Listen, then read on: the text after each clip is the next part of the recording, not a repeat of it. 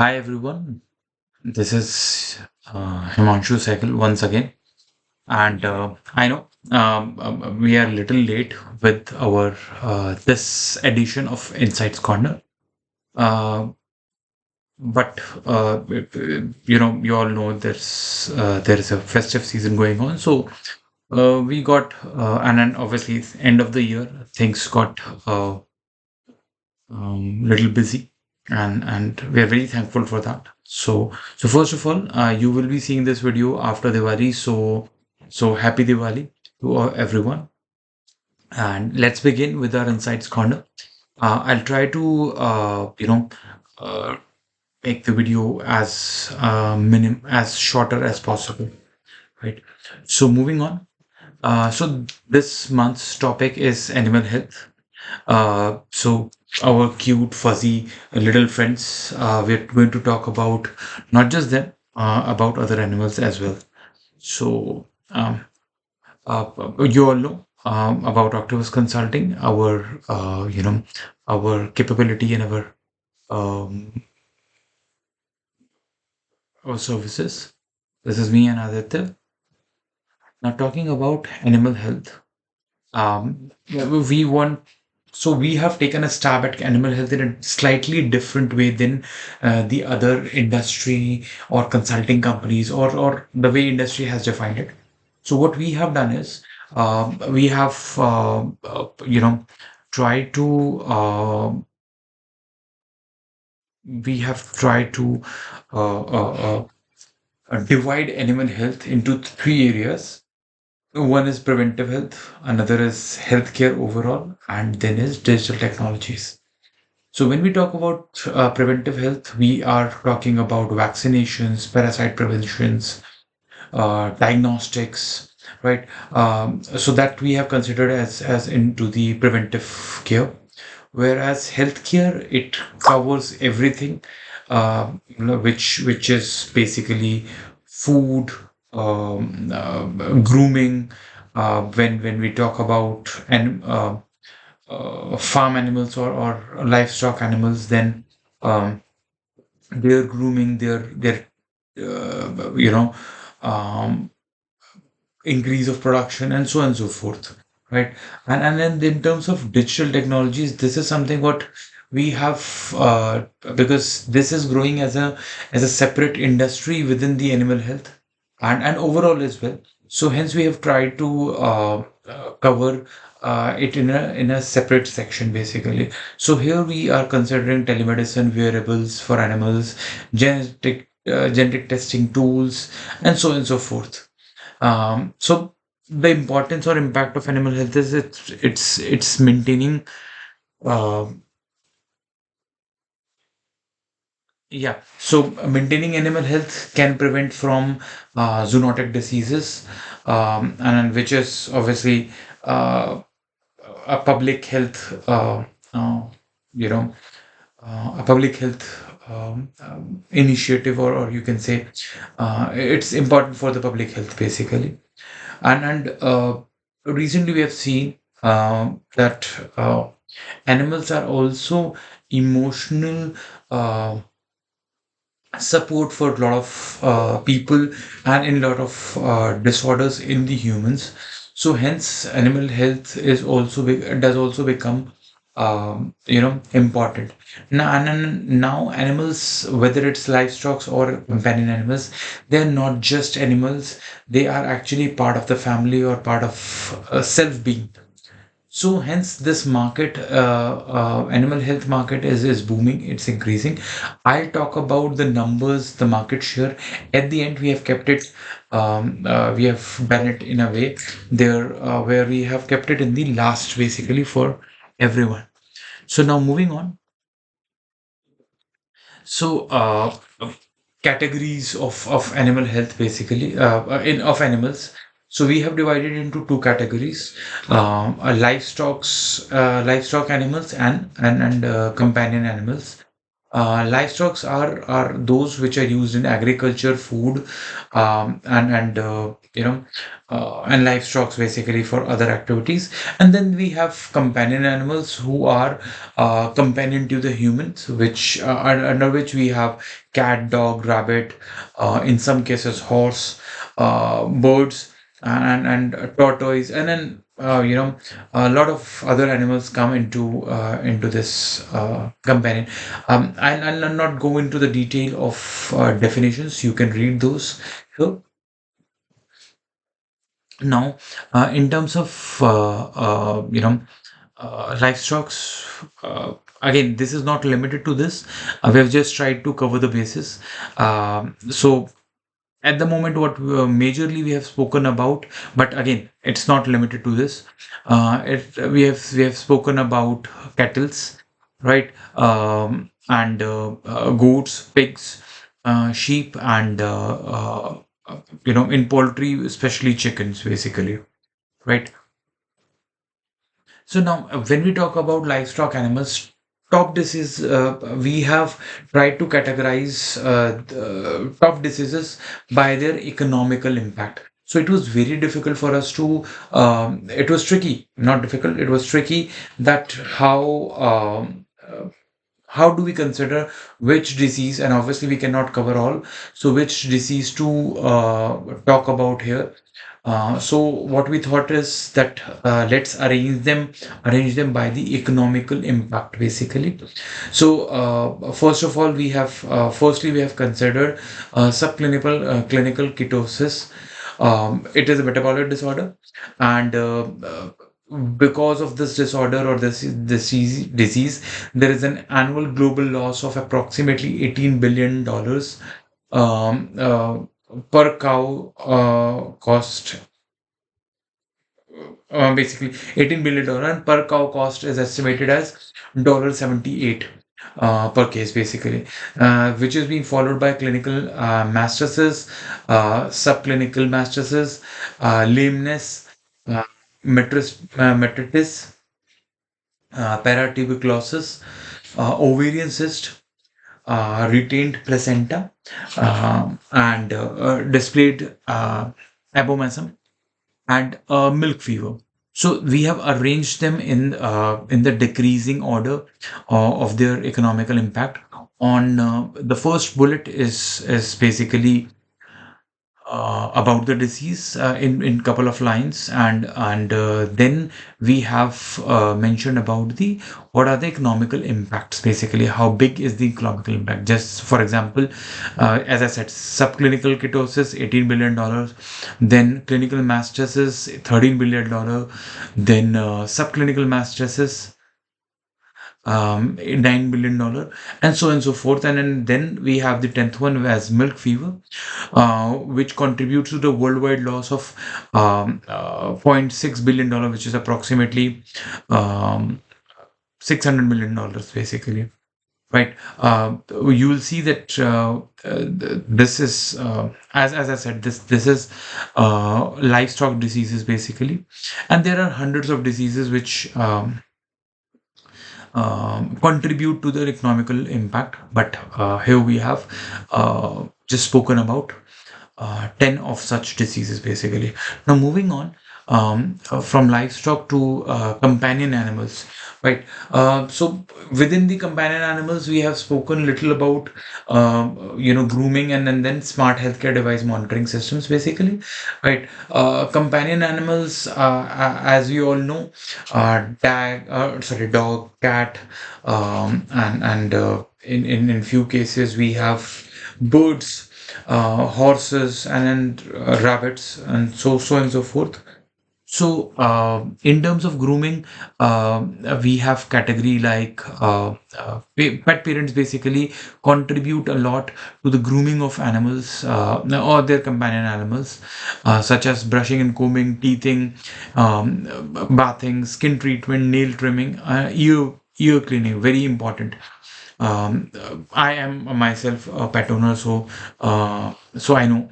about this. Then there are smart healthcare monitoring devices. These are not actually only limited to we in this space. We have only spoken about the ones which are related to pets basically, but smart healthcare monitoring devices are not limited to only pets.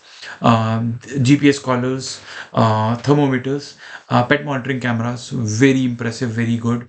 Orthopedic implants, smart litter boxes, so the biosensors basically, and microchip pet feeder basically. So microchip pet feeder like things are again not just limited to dogs and cats. It's applicable to birds also, and other animals also.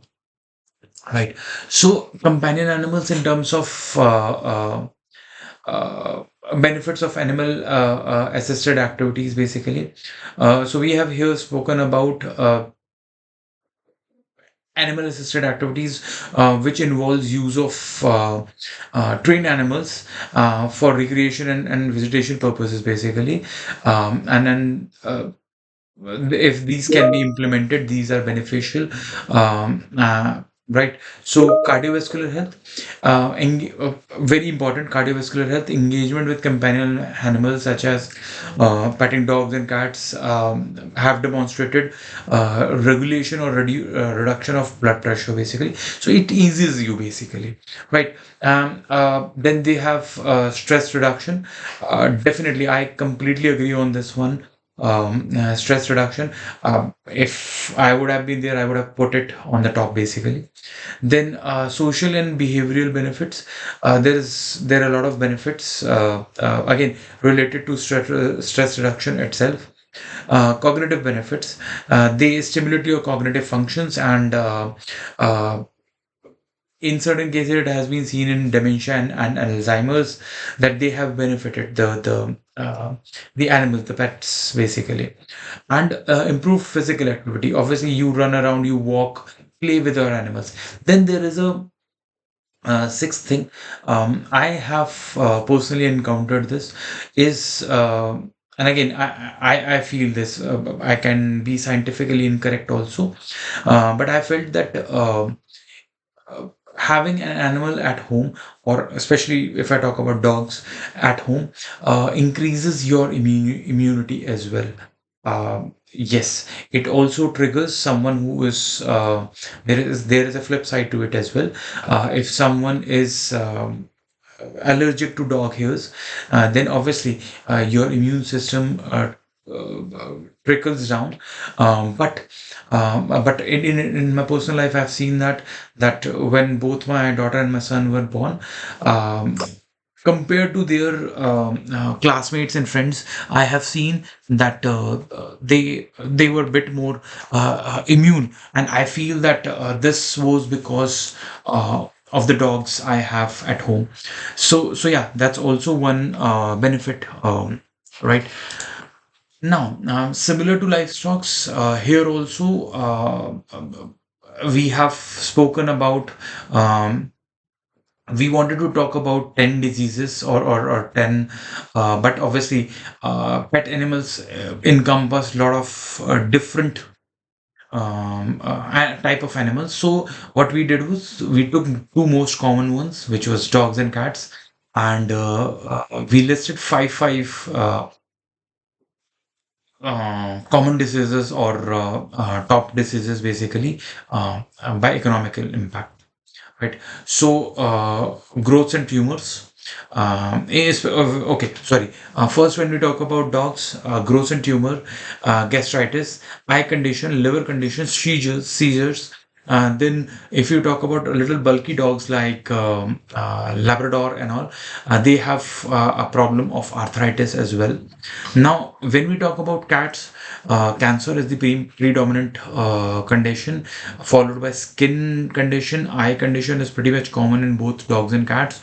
Cats have more infections, fungal, bacterial infections, and again,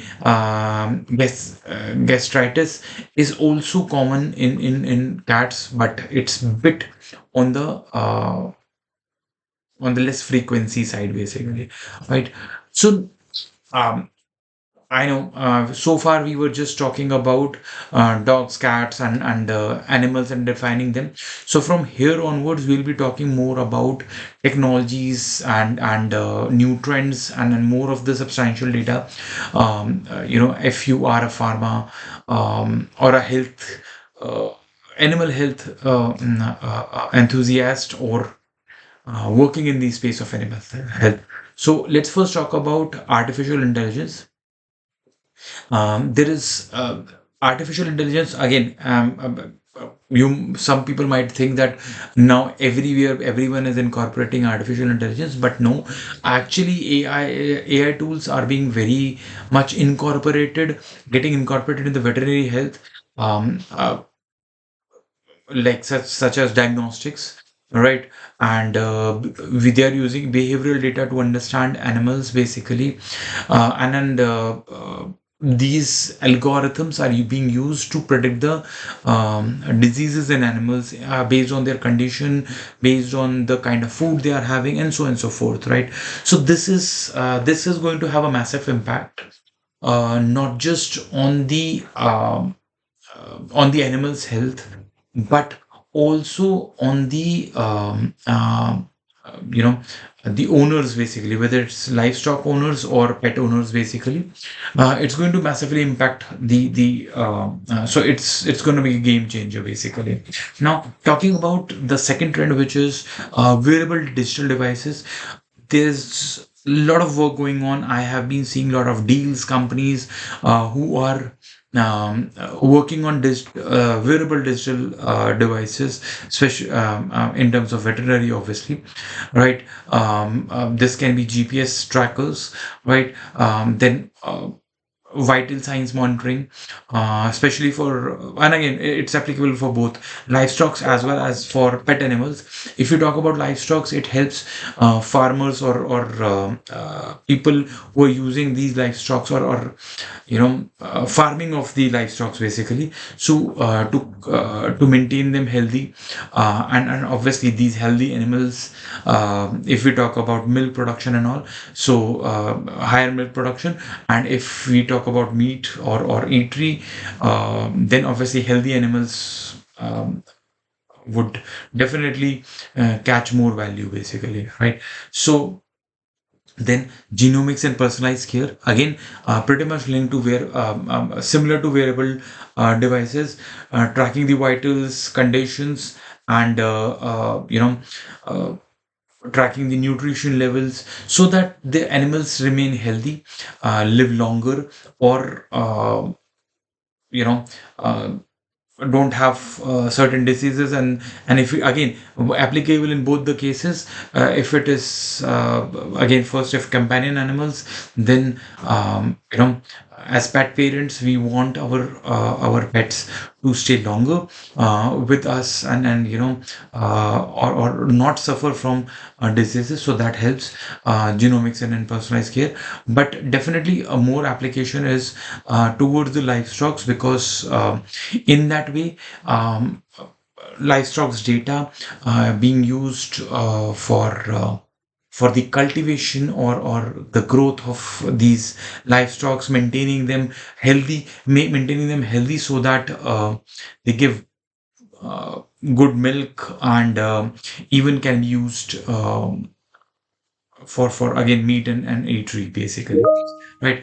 uh, Telemedicine and digital health, again, digital health, more or less wearable, similar thing. Telemedicine is because if we see, there are lesser animal health experts or veterinarians, and more animals obviously. So telemedicine helps reach to wider audience, farmers and pet owners and all. So telemedicine is making its strides in this industry as well.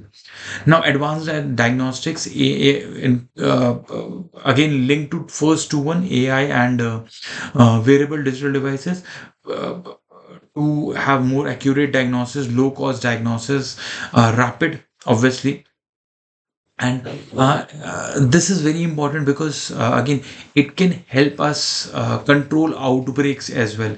We have those who all are listening to me, or hearing me this, they all know about COVID basically, right? So obviously, those kind of zoonotic diseases, advanced diagnostic helps. And actually this can be an application in all those 4 5 things which I've spoken about. Now, robotics and smart facilities design is something very new. These are, uh, tasks basically, milking basically. Milking is a very uh, tedious work for farmers. They have to, especially if I talk about India, right? So automated devices and solutions, smart design solutions, which can be used to do milking, monitoring the medication, uh, barn management, right? So those kind of things, and then a lot of then blockchain and data and big data, right? So that is one area where people feel that blockchain and data analytics, how it helps animal. Again, it helps animals as well as humans as well. So reading or understanding the animal data helps us to track what diseases they can encounter and which can be passed on to humans, and those kind of things. These all are the emerging trends. And if we talk about, um, if we find a common consensus, then obviously sensors and AI are playing a major role in terms of developing these technologies, basically, right? Now, if we talk about digital health, uh, technologies, I think we have already spoken in the last slide, but we will very briefly touch upon all these things. Now, wearable technologies, I've already spoken about smart collars, tags, and all that. Then we have televet services, which is telemedicine services, remote consultations, AI and ML, AI/ML for diagnosis, for barn management, um, managing the health feed, and so on and so forth. Mobile apps helping the farmers or pet owners to track their health of the animals, basically. And then we have blockchain, so which we have already spoken about. Now, what are the benefits? Again, we have already spoken about some of those benefits, or what are the benefits and challenges, basically. So, early disease reduction, improved productivity, reduced antibiotic uses, basically, better, uh, pet management by owners, basically, right? And there are some challenges which are, their devices are very costly at the moment. Internet and connectivity issue, in third world countries, or in even uh, in first world countries also, a lot of farm animals are on the remote locations, basically, and then connectivity and internet issues are definitely there. Then there are no policies, data privacy policies. There are no HIPAA sort of guidelines. Like humans have HIPAA guidelines, but for animals there are no such HIPAA guidelines, basically. So that's that. And then training and user adoption. So a lot of work is going on, but a less work is being done in terms of making it user friendly, or training farmers and people, and spread of education about these tools, or dissemination of these tools, basically, is has been a big challenge so far, right? Now, we will look into a little bit about the regulatory intelligence, I would say, right? So in 2025, there have been a lot of, we have captured very few here, but yes, if someone wants, we can, we can scout out that information and provide it to you. Like, in the start of the year, in the 8th of January, you know, national antimicrobial resistant monitoring system was introduced, and a plan was introduced for 2026 to 30 basically, right? Then on 15th of January, FDA on cannabis derived products basically. So FDA has introduced uh, yeah cannabis derived products, uh, RFI basically, request for information on these CDBs basically, right? Of CBD. Then H5N1, basically pet food safety bill was introduced. Basically, in fact, if you know about H5N1, this is aviation influenza virus, and which has been considered a hazard and all that, right? FDA has mandated that dogs and cat foods should not have undercooked or uncooked, unpasteurized material from poultry and cattle, basically, extracts, basically, right? Then moving on in February, we have an no IR, IRIS Act, basically. The No IRIS Act is backed by the American Feed Industry Association, AFIA, basically, to ensure EPA regulations are introduced, and there is more better transparency and uh, more scientific understanding of animal feeds, basically, right? And this is also introduced for the reason of uh, uh, sustainability, basically, right? Environmental sustainability. If I remember it correctly, when I read this, it this piece also talks about how we can regulate the animal feed so that animal produces less methane, and obviously we understand that methane is hazardous for the ozone layer and for the environment, basically, right? So, and then 10th of March, American Agriculture Act, and on 18th of March, we have Innovative Feed Act, which is again, Innovative Feed Act is kind of related or linked to the No Iris Act also, right? So all these are like what six news we have captured, which were like till March. We have a lot of regulatory news, which talks about what kind of regulations are coming up or going to impact in the animal health space. Now let's talk about something very interesting, which is clinical trials in animals, basically, like veterinaries. So there are this is a tree chart where we have um, try to introduce, basically, try to understand the number of trials, basically, which are going on. So in the canine population, total 103 trials which were ongoing, out of which oncology related were 52, internal medicine 15, neurology 12, and so on, for so forth. So this section, obviously canine becomes the bigger part, basically. So here is the section.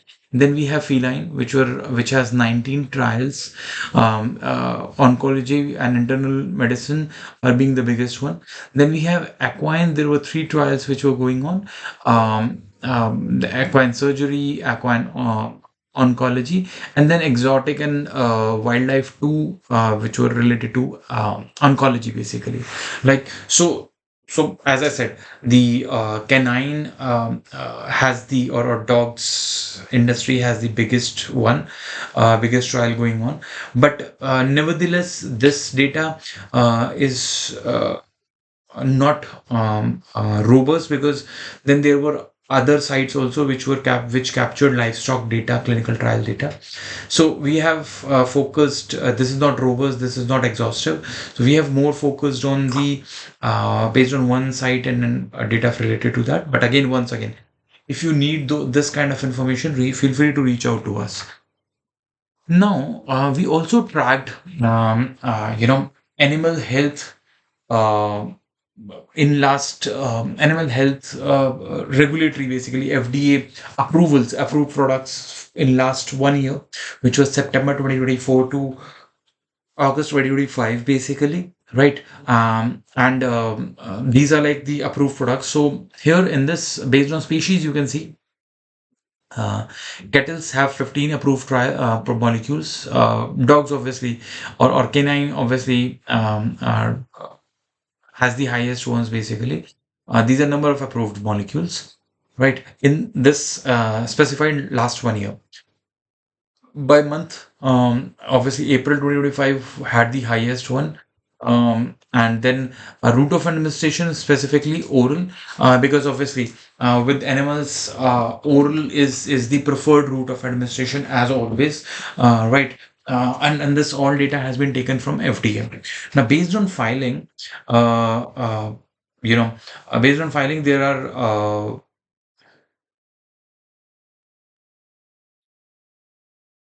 yeah. So based on filing, we have highest ANADA, which is kind of the uh, ANDA version, kind of, and NADA has 22, and then they have there was conditional approvals. So major highlights, if we talk about dog, have which I've already suggested, April oral administration, 34 approvals, highest one, followed by, I guess, subcutaneous, right? Um, uh,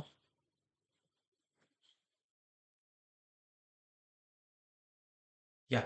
So this also suggests that there is a small, a lot of inclination towards developing a generic versions of for dog treatment. But again, there are similarly at the same end, there are NADAs also, right? So yeah. Moving on. Now let's talk. We will be talking about here. We are talking about top 10 animal health companies. This data has been taken uh, from PharmaShots, as well as we have compiled the latest data. So Zoetis, as always, leads the way with the uh, uh, with data. So the ranking has been based on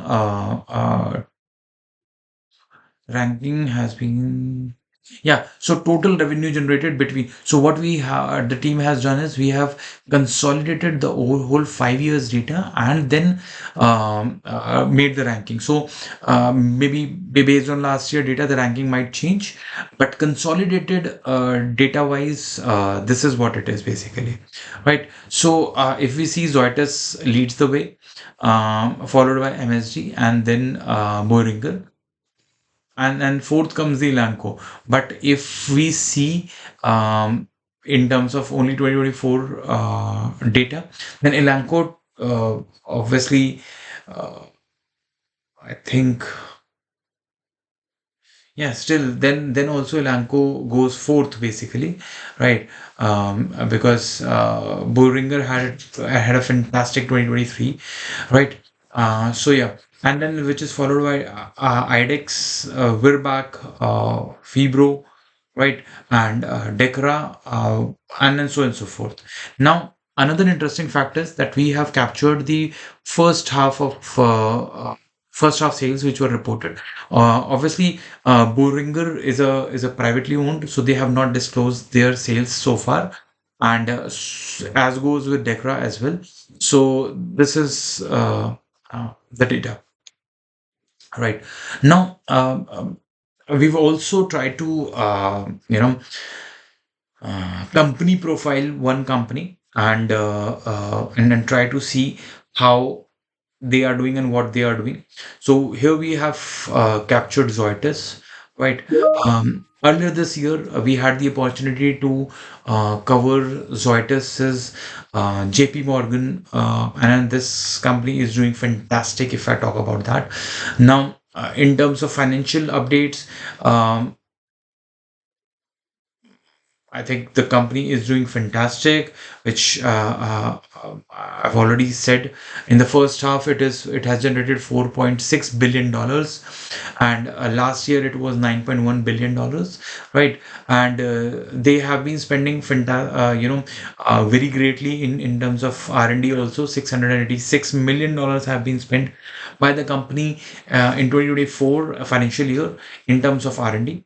The company is being led by Christine Peck, who is the CEO, followed by Aston and Jamie Brennan.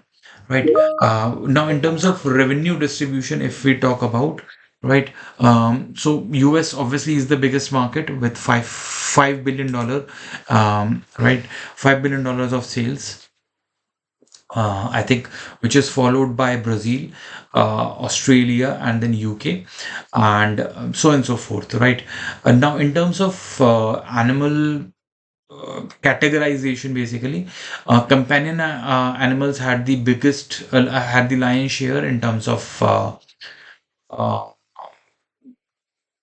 in terms of revenue basically generated by Zoetis. So, and I think this was $4 billion basically.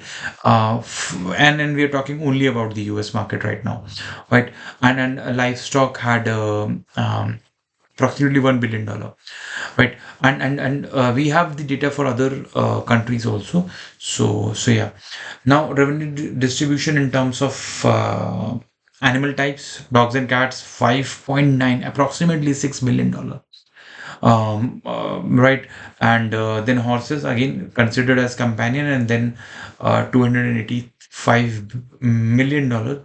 So if we combine total, both of them, approximately $6.25 billion has been sales in companion animals, and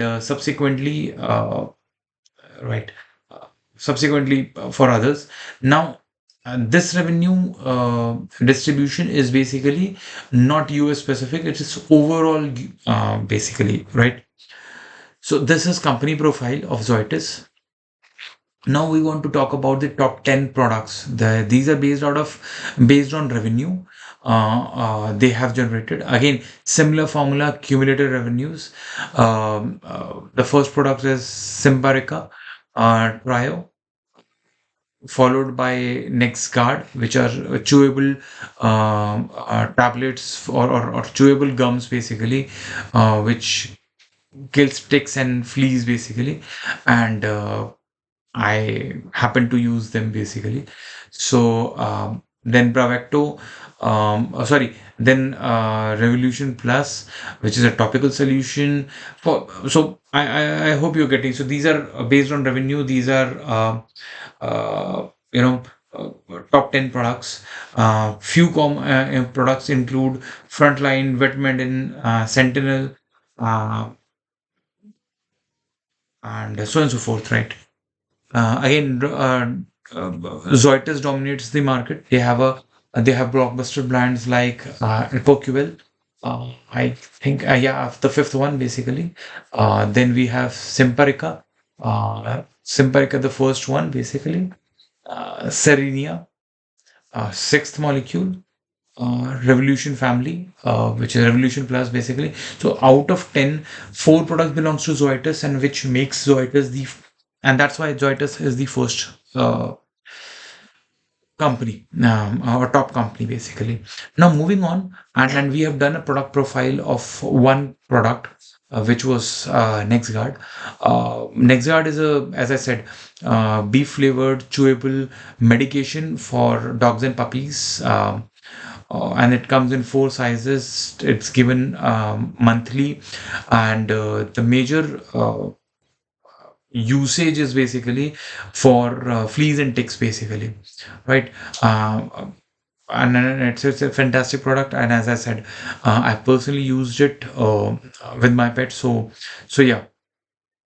uh, Now, NextGuard, we have tracked its sales from 2017 till 2024, and then based on that, we have forecasted a simple CAGR based forecasting. We have forecasted next 5 years, and the product seems to go higher and have a uh, highest sale of $2.7 billion in 2030. This might change based on the patent expiry or uh, patent case basically. But at the moment, which we have not considered, and we have made it very simple at the moment, right? Right. So in 2024, the revenue of BI was $5.5 billion, out of which um, this product has contributed um, approximately one fifth of the revenue, basically, which was $1.4 billion. So, topmost selling product, in my opinion. Now, something very interesting. The people who have already been listening to us for a while, they know we love deals, we love tracking deals, and uh, these are some of the deals which some of the recent deals actually. So we have tried to track these deals, and so yeah, you can see that a Teravet Real Estate Solution acquired Eastern Animal Hospital property. So big deal, right? Teravet acquired Oakdale Veterinary Group. Again, two deals out of five are belonging to Teravet, basically. Then hospitals are being acquired, like Four Corner Property Trust acquired VC Animal Hospital. Then Zomedica and has signed a partnership, right? And Scribblevet and Veterinary Vetology have signed a partnership, right? Now, we want to also talk about some of the conferences. Um,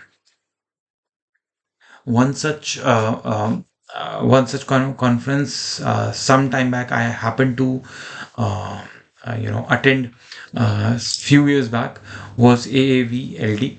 Um, yeah, and these other conferences are fantastic, and then AAV annual conference is also something which I've not attended, but I've gathered data from these conferences basically. So yeah, just to give you a glimpse of, there are large number of conferences which occur or which happen in animal health space, and then if someone wants us to cover these conferences and gather intelligence, we'll be more than happy to do that. Thank you. And now, as I said, that we'll talk about the market size at the end. This was kind of a surprise we wanted to keep. So here you can see on the top left corner the global market estimation. 86 million dollar, a billion dollar basically, is expected in 2028, right? If we talk about 2024, there was a slight dip because of market adjustments, but approximately $63 billion was generated in the animal health space, right? Then market share distribution. If we talk about, US has the biggest one, which is obviously 35%, followed by China, and in the other rest of the world, basically, which includes Europe also, we have 41.9%, and India is 3.1% of the market, basically, right? Now, if we talk about India market, yeah. So if we talk about India market, so you can see it is expected to become approximately $1.9 billion market by 2030. Right, it was approximately $1.3 billion market in 2024. Right, India market is also unique in a way because India market is mostly agriculture driven market. So unlike US market, if we talk about, like, if we go back and see, some numbers, like here, this kind of denotes this sorry this kind of denotes that in a company, a lot of for specifically US, companion animals have the bigger share than the livestock. But if you go here, India market is very unique in that nature, right? Because livestocks are not part of, these are not uh, used as just animals basically, or for feeding. Yes, there is food purposes also, but animal India animals are considered to be the part of family. They are, in certain places they are even worshipped. So and they are bread and butter for the families basically. Like they sell milk to to to generate family income basically. These are so livestocks are deeply woven in the Indian market, right? So Indian livestock market is obviously bigger.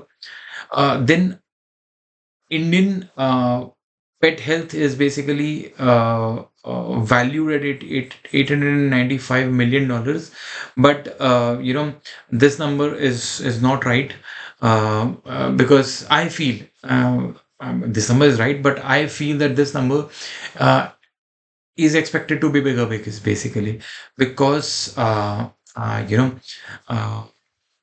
the pet market is basically a lot bigger, right? In India, but livestock market is even bigger than the companion animals, and that is what I feel. Because though because a lot of livelihood actually depends uh, on the livestock animals basically. So this was it. This was our last slide. I hope you liked it. Yeah, and reach out to us if you want these slides. We actually we had more material, but obviously we want to make it concise, and then hence the reason we we are we want to actually we cut down the slides basically, right? So feel free to reach us. Some of the projects which we have delivered in past, which were related to animal health, was uh, deep dive on recent trends, like deals tracking is another area, market assessment, primary market research, market sizing, product testing. One of the top 10 products which I've shown to you just now, one of those product, India market research study was done by us, right? And we did fantastic, excellent work there. Competitor tracking, if you're looking to expand your portfolio, you can feel free to reach us. We will help you, because we have seen in abbreviated NADA data basically. So a lot of generic companies. So a shout out to Indian generic companies like Intas and all. If you are interested in understanding the market, feel free to reach us. We'll be more than happy to uh, support you basically. So thank you so much. It was I hope you find value in our analysis, and we hope to catch you soon with another interesting topic next one. Thank you. Bye bye.